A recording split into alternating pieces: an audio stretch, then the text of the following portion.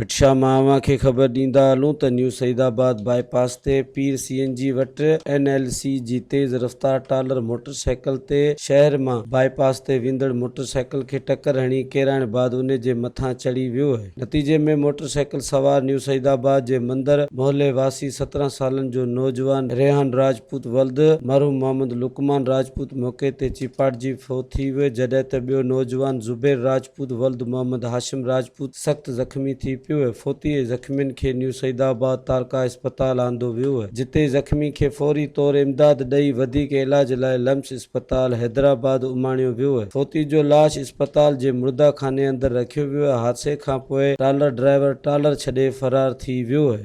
Soomro 3D wallpaper and PVC panel shop दे रहा है सबसे अच्छी सर्विस, बेहतरीन क्वालिटी के आला मयार वॉलपेपर और सीलिंग खूबसूरत डिजाइन और कलर्स में दस्तयाब है। हर किस्म के PVC वॉलपेपर्स और सीलिंग लगवाने के लिए हमसे राब्ता करें।